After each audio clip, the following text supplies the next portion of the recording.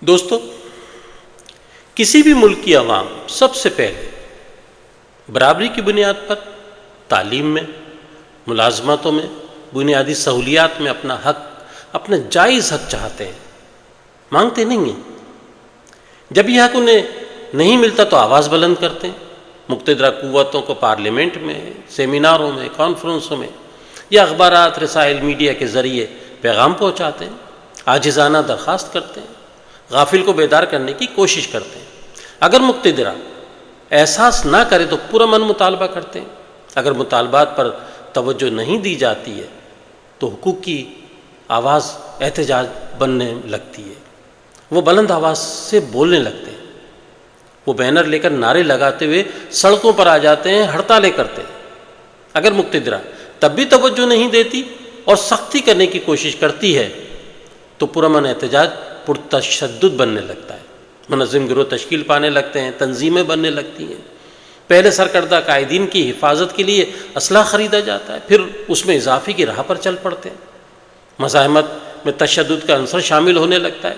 اب بھی اگر صاحب اختیار قوتیں دانش مندی سے بر وقت فیصلے نہیں کرتی تو احتجاج اپنی شکل بدلنے لگتا ہے۔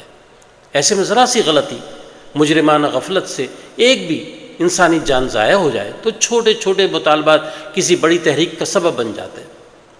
کہتے ہیں کہ دشمن کا دشمن دوست ہوتا ہے۔ کسی سے دشمنی پالنا حقیقت میں شیر پالنے جیسا ہوتا ہے۔ ہر وقت چوکس رہنا پڑتا ہے۔ ایک نادانی سے دوسری نادانی جنم لیتی ہے اور ایک غلطی کسی بڑے انتشار کا سبب بن جاتی ہے۔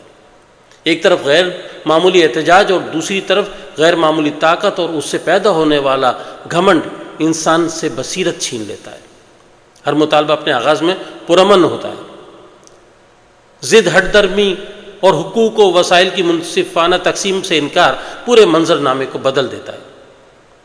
اگر دنیا میں خود ساختہ تصور حیات کے تحت دوست فاصلے پر ہوں اور پڑوسی کو دشمن بنا رکھا ہو تو وہ اندرونی انتشار سے لازمی فائدہ اٹھانے کی کوشش کرتا ہے۔ دو دشمنوں میں کوئی اخلاقیات نہیں ہوتی۔ کمزور جگہ پر نشانہ لگانے کی روایت یونانی دیومالائی سورما ایکلس کی کہانی سے چلی آ رہی ہے۔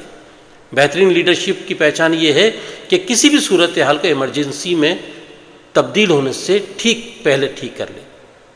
آئیے اس گفتگو کو ذرا الٹا اسکرول کر کے دیکھیں کہ سب سے پہلے کیا بات ہوئی تھی۔ وہی موقع تھا جب صحیح وقت پر درست فیصلہ کرنا بہت ضروری تھا، مگر ان تمام کوتاہیوں کے باوجود وقت کبھی ختم نہیں ہوتا۔ صحیح قدم کسی وقت بھی اٹھایا جا سکتا ہے، بند کیواڑوں اور کھڑکیوں کو کسی بھی وقت کھولا جا سکتا ہے۔ کوشش کریں، بند دریچوں کو کھول کر دیکھیں، یقیناً دوسری طرف روشنی ہوگی۔ بہت بہت شکریہ۔